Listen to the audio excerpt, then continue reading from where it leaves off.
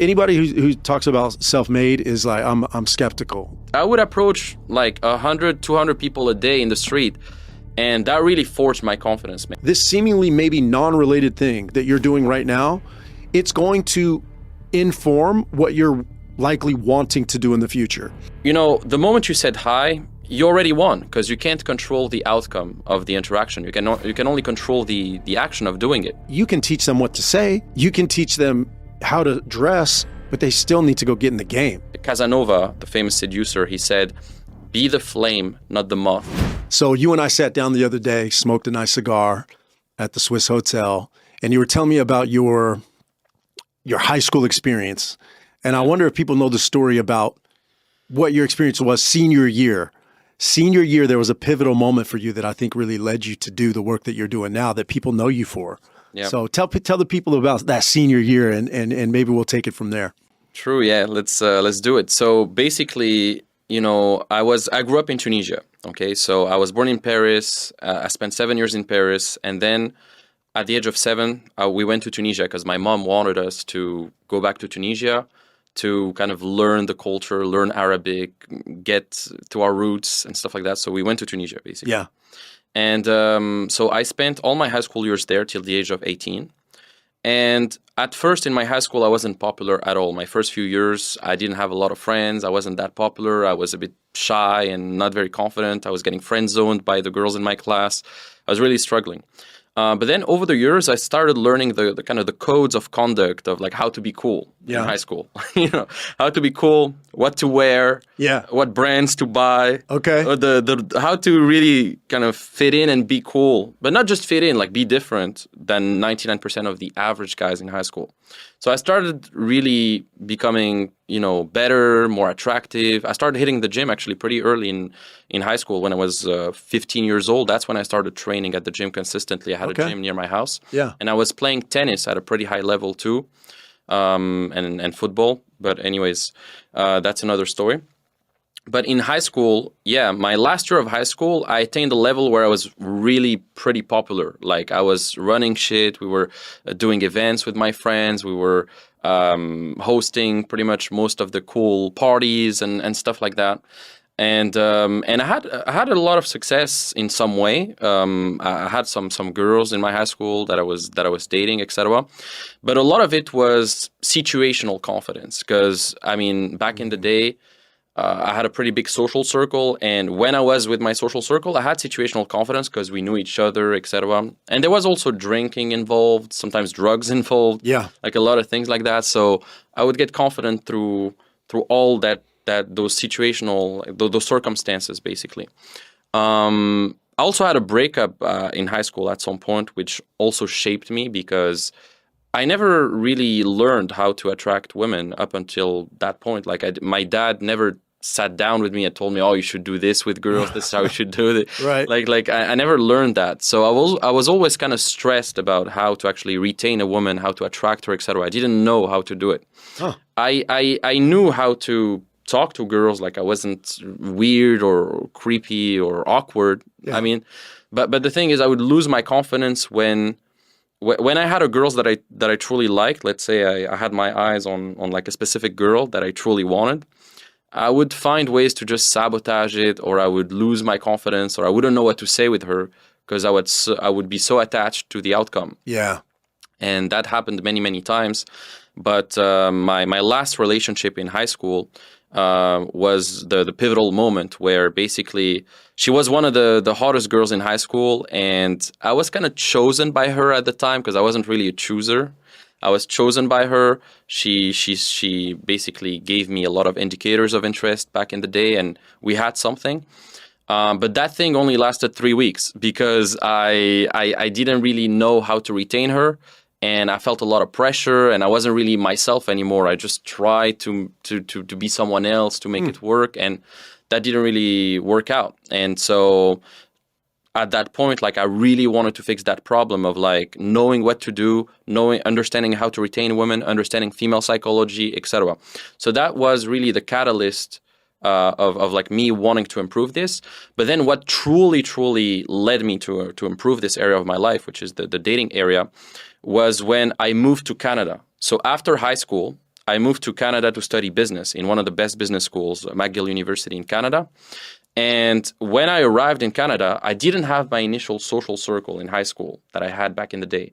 I was a nobody. I didn't know anyone. I mean, I had a couple friends, but I didn't know anyone. I had to start back from scratch, from zero. New environment, new country, new school, etc.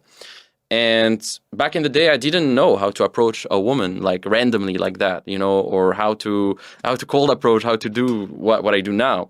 And so my only option to get girls back in the day was dating apps. And I wasn't getting really a lot of matches. I wasn't really getting a ton of success there.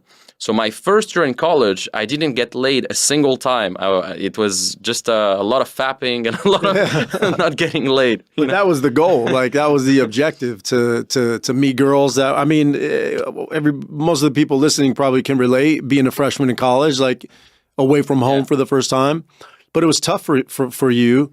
So it took you out of your comfort zone. But what was the real motivator? Was it the relationship and why it failed? Or did you already see that you wanted to maybe get into this world from a professional standpoint? Like, when did that get on your radar? Was it all about in the beginning learning this skill so that you could just get girls? Or early on, did you even see that maybe this is a way for you to help other men in a similar situation? When did that...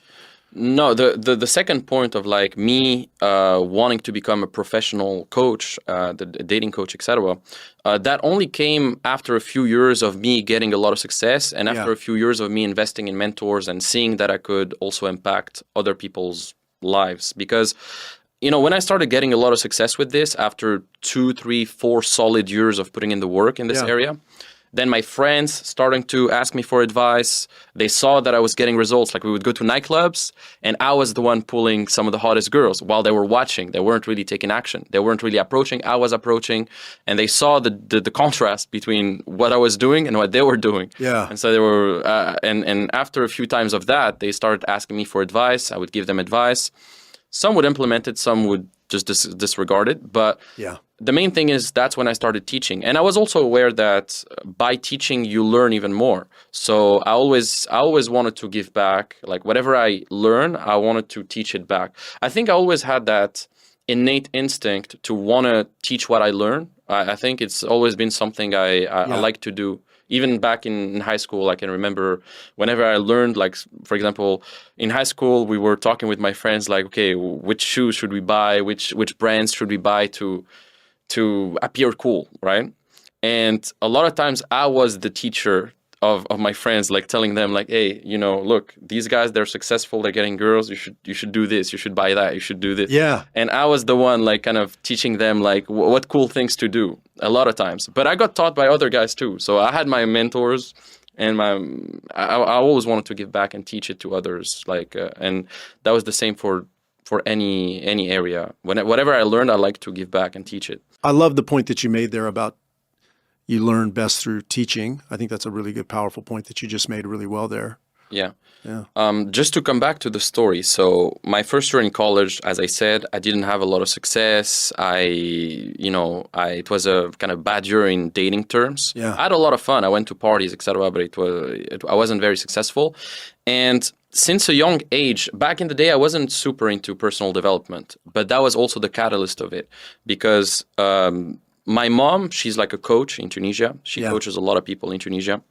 And since I was young, like at a young age, she would drop books on my desk, like books subtle. Like The 7 Habits of Highly Effective People or Think and Grow Rich or whatever, like books like that. Yeah. And at that time, when I was in high school, I didn't care about that. So I wasn't ready. I wasn't in the right paradigm to receive that type of information. Yeah. I was in a completely different paradigm. I didn't really care about that information, so I would disregard it. But she left me some books in my luggage when I went to Canada. And in times of when I started questioning myself and what I was doing and when I wanted to improve this aspect or I just wanted to improve myself, I started remembering that, I had these books like that she left me. Let me read some of these books. These books started to resonate with me. So I started learning about personal development. at that time. Like I remember one of my first book that I read, was The Millionaire Roadmap. It was a book that she left me as well. It was in my luggage, like that. And anyways, so I was just started reading those books. It started resonating with me, etc. And that's when my personal development journey started as well, with the books, with the videos, the courses. And I took a lot of courses, read a lot of books, and yeah, after a while you start to improve, man. That's right. But it started with that. So the breakup, me transitioning from being popular in high school to being a nobody in another country, and being forced to learn these skills and starting from scratch, and building that core confidence instead of just having that situational confidence.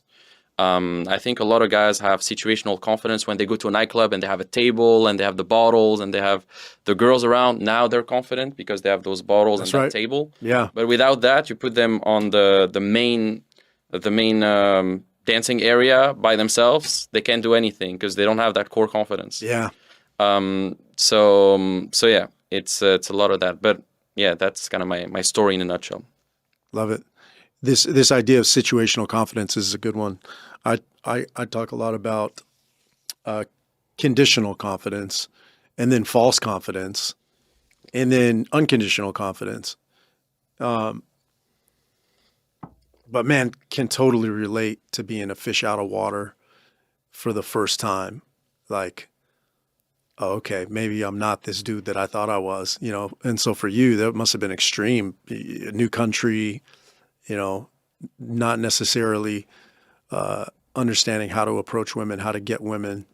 And when you want something, man, that's not knowing how to do it can be a good motivator. Yeah. Big time. And but I also love that you invested, like you had mentors, you had coaches. Personal development was a part of that. But how did you get into investing for the first time? Like, do you remember the first time you invested? Yeah. So basically at the time, I wanted to figure out a way to make money. And I actually didn't start as a dating coach. I started with e-commerce.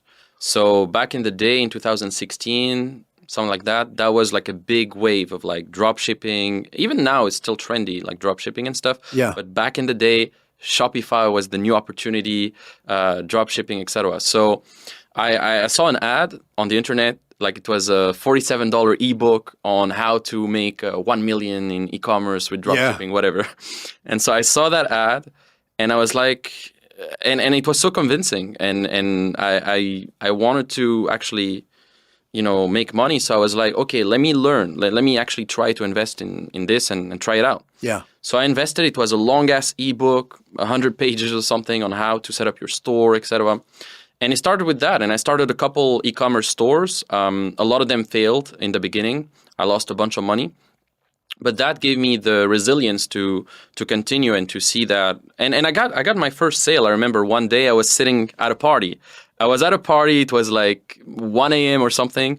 And I see a sale, $49.99. And I couldn't believe it. It was my first sale. Yeah. And I knew I was onto something. I knew like I could make something happen. That was my first money online. Yeah. And you know how you can't forget your first money online, It's, never forget it, man. Yeah, so it was a big motivator to continue. I know I was onto something.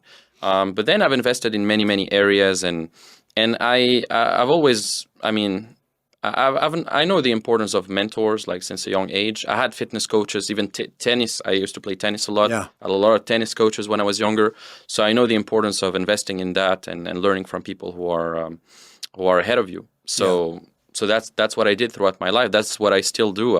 I still invest in masterminds, programs, stuff like that. Super important. Yeah, man. And that's what when you get around people, you learn a little bit about their story, and then you see dynamics of their personality. And once you get a few details, you can make sense of what you're seeing in front of you. Like, how old are you? I'm 27 now. Yeah, getting older. 27. So I'm 43 in a few days. But you could be sitting right there at 20, what? 27? 27. 27, at 27. And I could have a friend of mine in my inner circle that is 6 years older than me right there. And we could take maybe another one of my buddies who is 36. And I would consider everyone here successful. But before I knew their outcomes, the ingredients of mentor coming up in the conversation, the ingredients of facing adversity and then figuring out a way to overcome it through your own work. These are just little ingredients that let me know, like, I'm in good company, because success leaves clues. And that's what I love about hearing somebody's story. It really helps you understand a person to get them to talk about their story, because people talk about what they care about. And anybody that I've ever met that I resonate deeply with, the ingredients that you just shared are always a part of it, man. So, it's kudos to you. There's no question, it's not a question to me why you've had success with business at a relatively early age. Like, what you've built with your company is really impressive. It is, man. Like, being able to acquire clients online, get money online is not easy. The amount of skills you have to have of selling, of marketing, of being able to create intellectual property into a product. You've done all those things and you're getting results for your clients. So that's kudos to you at an early age. I mean, it's my mentors, man, mainly as well, Yeah. Without that, that'd been hard to do it by myself. That's right. Yeah. Who does anything by themselves, really? I mean, truly, like anybody who talks about self-made is like, I'm skeptical right from jump. You know what I'm saying? There's no such thing. Yeah. There's no such thing. And the mentors that you've shared, that you have, the big one is Cook, right? Owen Cook? Owen Cook. So Tyler, yeah. RSD Tyler back in the day, but Owen Cook, yeah. It's one of my early mentors. Yeah, I learned a lot from him in my journey when it comes to dating. Yeah. Definitely. But what I love is that you still call him a mentor. Like, that's what I think most people miss. He's somebody you paid to learn from. And I think a lot of people miss that modern day mentorship, you're going to have to pay for it. Like, I get people all the time when I go out that want to ask me questions about what I do.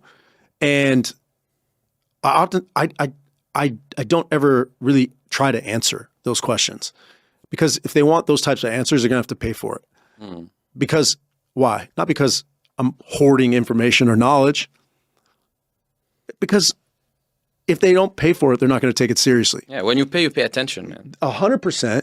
And the place that you have to get oftentimes to be able to implement coaching or mentorship is you have to get to a place where the pain of staying the same is something that you've felt, and you can make a decision, if you are willing to do the work, to not have to feel that pain anymore. So I used to sit and explain what I did and tell long drawn out stories about how I arrived at where I'm at. And unless people are paying for it, or I'm doing content, or I'm on stage, I don't go into it that much anymore, man. People oftentimes have never experienced the power of coaching or mentorship. So they just aren't ready to receive, that level of detail. But I love your story. There was another part of your story that you shared with me the other day.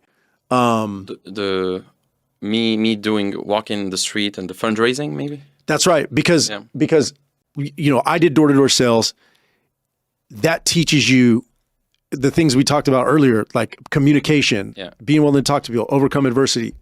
But with what you do with cold approaching, that to me made so much sense that you're great at teaching other people how to do that, because you did this job. So tell people about that job. True. So when I was a student in McGill University as well, I wanted to make money, as I said. I started with e-commerce, but to finance those e-commerce ventures, to pay for the ads, I needed a way to make money. Yeah. Because, ads are costly. I was spending sometimes $100 a day as a student, and my parents were only sending me kind of the bare minimum, like my rent, food, etc. I didn't have a lot of extra income to spend on ads, on testing products, etc. So I needed a way to generate a bit of money part-time, because I have my studies too, to actually pay for those ventures. So I was like, okay, let me find a job. So I went to, back in the day, there was a website, Indeed.com. I'm sure it's still on. Oh, yeah, I know about it. Yeah, Indeed.com. I checked the job posts, etc. And I saw this fundraising company that was paying pretty well, like $25 an hour, which is pretty cool as a student, to actually go in the street, pitch their fundraising charity, whatever, and get people to pay that as a subscription to help kids in Africa, whatever. And so I went there. I did the interview. Long story short, I got taken, and that was great. And the job, basically, the whole purpose of the job is to talk to people every day in the street, like just talk to 100 people a day, 200 people a day, try to stop them, Yeah. and have a conversation with them to be able to make them subscribe to give back to charity or whatever. Yeah. And so that's what I was doing. I was mainly approaching girls because I figured like girls are more like emotional buyers, and I figured that I could convince girls way more easily than guys to give to kids in Africa. Sure. So we had like a script as well that we would tell about the story of the fundraising company and why we do this, and we would get people to do it, to buy on the spot. We had like tablets, and we would get people to subscribe with their credit card, etc. Yeah. But yeah, and so I would approach like 100, 200 people a day in the street, and that really forged my confidence, man. That was crazy. Like just approaching people every day in the street, cold. A lot of times they reject you. They don't even look at you. You try to stop them. They just That'll do it, man. they just go with their day and stuff. And you start to understand how people operate. You start to understand what makes people stay in the interaction, how to build rapport the right way, how to be impactful when you speak, and adopt the right body language, the right tonality, all of these things. Like it's super subtle. And a lot of times it's not about what you say, it's about how you say things. And even in dating, even in business, in sales, I mean, how you say things is a lot more important than what you say most of the time. But anyways, that job really gave me the confidence as well for my own dating life. Actually, a lot of the girls that I was trying to pitch for the thing, I ended up dating them. Oh, okay. I would just take their number and little then we perk. would date. Yeah, it's a little perk also of the job, because I was meeting so many girls, like other student girls or whatever, that I was approaching through the job, and I was dating them. So. Yeah, when I heard you tell that part of your story, I was like, oh, this makes so much sense. Because I think so much of a lot of guys do this. They're so worried about where they're at. And if they're not worried about that, they're worried about where they're not at. So it's like, I'm not currently this guy with this car or this amount of money in the bank or these amount of investments. Or they're looking at where they are compared to where they thought they would be by now. So they spend a lot of time with that. What they don't realize, though, is what that's interfering with is them doing whatever they're doing, where they're at, to the best of their ability to learn whatever it is they needed to learn in that season of their life. Because they don't understand how this seemingly maybe non-related thing that you're doing right now, it's going to inform what you're likely wanting to do in the future. Yeah. And whatever you're planning to do in the future that maybe you're preparing for right now, you don't know where life's going to take you. And that's why I always tell guys like, okay, you don't want to be an employee. You want to be an entrepreneur. Okay, great. But you got to show up every day and get the most and give the most out of where you're at, because you have no idea what you're going to learn in this season that's going to inform where you're going. And so when you even just give out numbers, you talk to 100, 150, 200, largely women a day. Yeah. I bet there were guys in that same exact job that only talked to 50, that only talked to 25.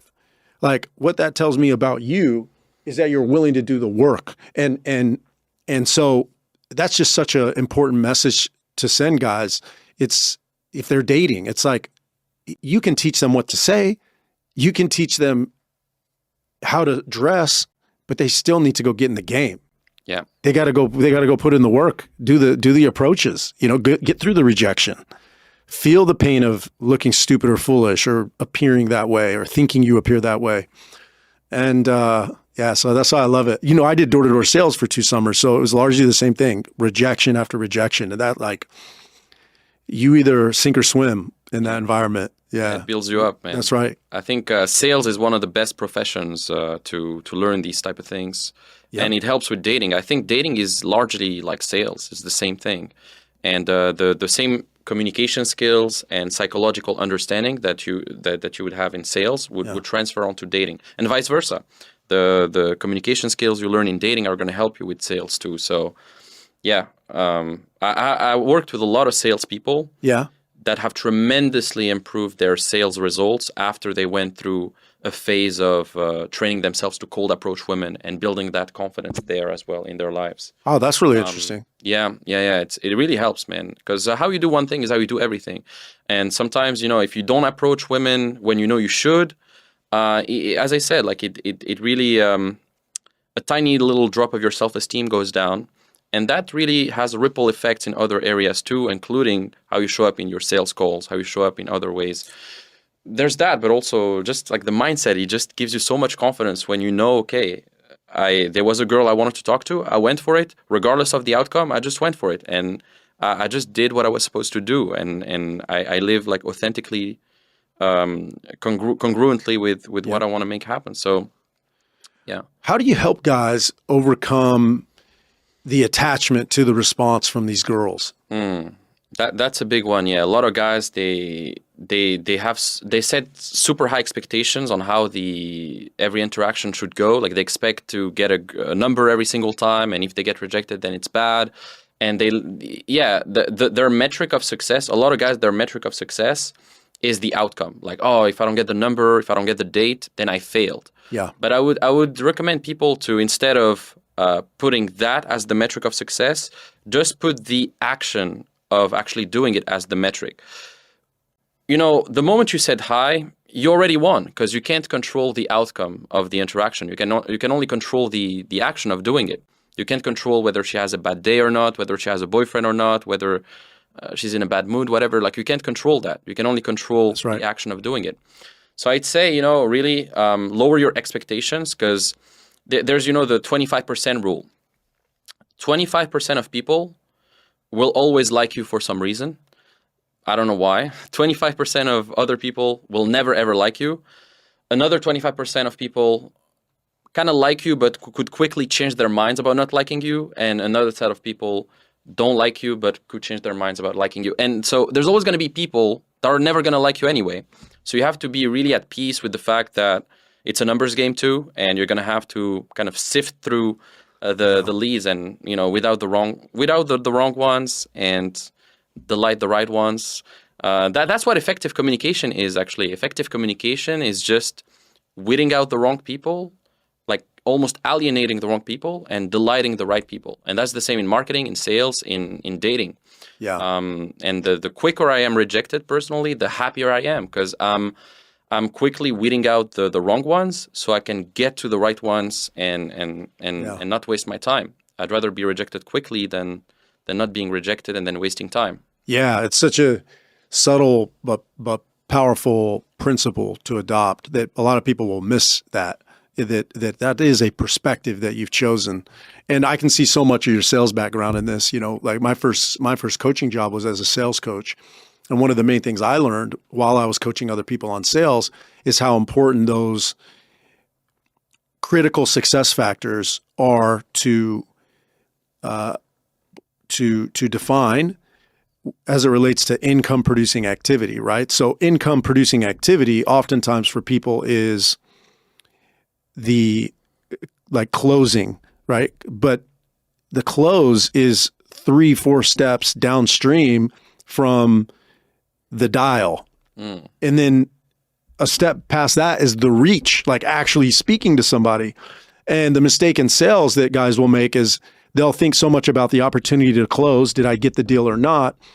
And they don't just focus on the dial and the reach. Yeah. And so they're focusing on the wrong thing. And what I love about what you said is you're teaching and you've taught people how to control the controllable, to take the step that they can control and influence. Right? Exactly. They can make the dial. They can't control if somebody answers. They can hang up and then call another person, the dial. But once you get the reach, now you start to really develop the skills.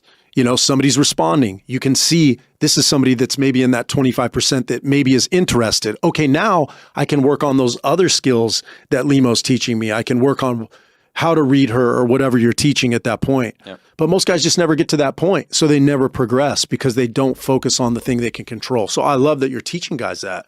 Yeah. Big time important principle in general. You teach about not just getting the girl, but keeping the girl. I thought that was really really telling about who you are and just integrity in this whole thing. It's not just about picking up chicks. It's you're teaching people how to keep girls. What's would you say is the thing that helps guys keep and maintain the type of relationship that both people would want to stay in long term? Mm-hmm. Yeah, that's a great question, and this is something we teach 100% in my programs, because obtaining a girl and retaining her, there's two different skill sets in a way. Now, some of these skills are transferable to each, but to retain a woman, you need to really live your life a certain way and be super in alignment with yourself, and set like a lot of boundaries as well for your time, for your attention, etc. I think a lot of guys, what happens is, I call that the pussification by 1,000 cuts. Basically, a lot of guys, they get into a relationship as an alpha. Like the girl is initially attracted to them for certain traits that they have. Like, for example, leadership, self-confidence, all of that. They get attracted, dominance, all of that. But throughout the relationship, the woman is going to start testing her man to see, is he still the guy that I'm with? Is he still strong, etc. So he's gonna start testing him and trying to see if he's gonna jump through her hoops, kind of. Sure. And a lot of times, guys in the relationship, they start settling for comfort bit by bit. For example, instead of going to the gym, they're gonna keep cuddling under the sheets, where they know that they should go out there and go to the gym. The girl is gonna tell them, yeah, it's okay, you don't need to go to the gym, you're good how you are, you don't need to. And the guys are gonna start pressing the brake on their goals instead of pressing the gas. They're gonna stop doing the things that initially made them attractive, and the girl starts losing respect. And then the girls also starts asking them to make concessions in their lives, in their works, etc. And the more they concede to that, the less they have power, and they start it's downhill from there, and they start getting betatized in a way, pussified by 1,000 little cuts of those little decisions, So it's really that, like, you need to be aware of that in relationships. Like you need to really be, in a way, non-compliant in many ways. Like a lot of times you want to comply to some concession that the girls wants to instill upon you. But if you comply too much and you start to do those concessions just to keep the peace in the relationship, then you start losing your frame, and you start losing the polarity, and she starts losing respect.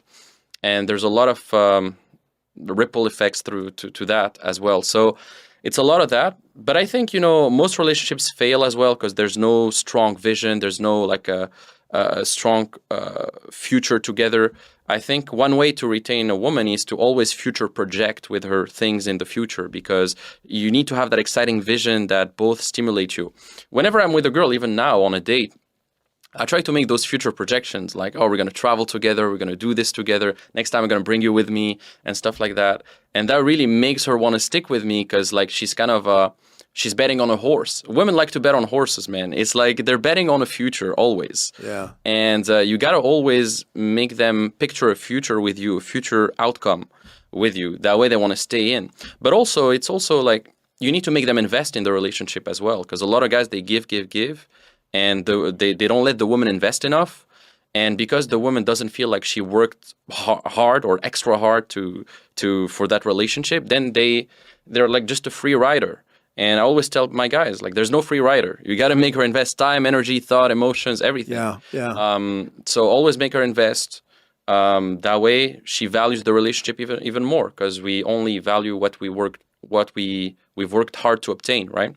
And hard to sustain as well. You got to always make her invest. That's the thing. And always future project, and always, keep your frame, keep doing the things that initially made you attractive. Don't press the brakes on your goals, etc. Instead, just keep pressing the gas all the time. So it's just that, man, keeping those things in mind. But there's so much more to it. I mean, sex also is a big one. You got to be good in the bedroom. Like, that's a big one. I think 80% of relationship problems could be solved in the bedroom. There's a quote like, the more dominant you are in the bedroom, the more submissive she's going to be to you out of the bedroom. Like the rougher you treat her in bed, the sweeter she's going to be outside the bedroom. There's some truth to it. Well, in especially some if way. she's into that, Yeah, like there's so many rabbit holes that we could go down. But I think what's really relevant about what you're saying is geographically. Like, I think when there's no religious context I know we've got to be mindful of time, but when there's no religious context for the relationship or the girl, or even a spiritual context, then what you're saying is exponentially more relevant, meaning you become her God in a sense. And that's not what I want, because I know I'm imperfect and I know I'm going to drop the ball. And I know there's going to be times where I slip into a version of myself that's not my ideal self. And what I've experienced in a relationship where I am the person in her life is that when I'm imperfect, it puts her into that, what I would say, a very unhealthy form of relationship, which is she starts to just test me because she's trying to see if she can feel safety from me. And if I'm the only thing making her feel safe in her life, that's a problem. And so in these countries where I find there's not very much religion or structure, spiritually speaking, what we're talking about is so much more relevant. Like as a man in a relationship with a woman where you basically are her leader, her God, so to speak, your performance becomes very, very critical. Yeah. For me, I don't want to be in any situation where my performance dictates how my partner commits to me, because my performance is going to wax and wane. Sometimes I'm going to perform better than others. And that actually caused a lot of challenges in my relationship, is I realized that my imperfections interfered with her ability to rise above that. Now, that was a lot about her. That wasn't necessarily about me, because I'm always going to wax and wane with my performance. So yeah, there's some dynamics here that we could go a lot deeper. I know we're pressed for time. So do you have a framework, or do you have a methodology that you teach your clients? How do you kind of summarize what you do for your clients? Yeah. So basically, there's a whole process that I walk them through. I think, 50% of dating and game in general is there's a lot of inner game, because your attitude, your philosophy, your inner beliefs, all of that's going to dictate your actions. So you really need to get aligned and dialed in when it comes to your beliefs, your vision, your self-image. But then from a place of self-belief and self-accountability, and when you have those goals and that vision aligned, then you can start putting in systems in place in your dating life that are going to lead to results, tangible results, like dates, etc. So there's three main ways universally that you could get dates all over the world. It doesn't matter if you're in Bangkok, in Nigeria, Estonia, US. It's always the same three ways you're going to get dates. Either you're going to meet women in real life via cold approach methods. So nighttime, you could go to bars, lounges, etc. You can meet women nighttime. Or daytime, it could be at the gym, in the street, at the grocery store, etc. And you have to understand how to approach women in various day-to-day situations. Yeah. And you have to learn how to conduct those interactions the right way to lead to results. So that's one thing I teach. The second thing I teach is online methods. So I think the best way nowadays, the biggest opportunity is Instagram. Yeah. That's when really Instagram. Yeah, that's where the vast majority of women are, and it's one of the best ways to connect with women online, because through Instagram they can see how you live your life, they can see your personal brand, they can see everything, and it's the real filter. Like even if you meet a woman on dating app, she's gonna want to see your social media, how you look like on social media. Usually, actually, a lot of women on their Tinder bio or Bumble bio, they're gonna put their Instagram because they know it's the real filter. Show me your Instagram, and that's the real social media that shows your lifestyle. So Instagram is huge online. That's what I teach my clients, how to really have a superstar dating presence like online, how to show up the right way. And that helps with their business too, and all of that, with networking too. Yeah. And then social circle building. I think that's one of the highest ROI activity. If you're going to stay in a city for more than 2 months, you got to learn how to expand your social circle the right way, meet the right people, have a nice circle, because then through that, you can meet a lot more women, and you can set up a lifestyle that allows you to have women just come to you as well. Yeah, it's more attractive. I agree with that 100%. You need to have a lifestyle setup. It's a Yeah. bit like the Dan Bilzerian way, where you build your lifestyle, etc., in Yeah. a way where you have women come to you Yeah. instead of you having to. Because you can either have a top-down approach to dating or a bottom-up approach to dating. The bottom-up approach is you're like a little rat running around the mall trying to approach women. You're just like always having to chase, go, and approach. Or you have the top-down approach. You have that lifestyle. You have those events you're building, those events you're hosting, and then women come to you now. Yeah. You're like Casanova, the famous seducer. He said, "Be the flame, not the moth. Like be the flame, where the moths are attracted to you because you're shining bright. You have all those events. You have all those things going on. They come to you." Yeah, that's good, man. I was just Casanova was an example in the Art of Seduction. I was just reading the summary the other day in that app I told you about, and Casanova came up. The seduction type that he is, I can't remember what they call it, but they talked a lot about him and his approach. But this has been fun, bro. We got to do this. We got to do this again. There's so many points that we didn't cover. We'll do it again. There's a bunch of good stuff here.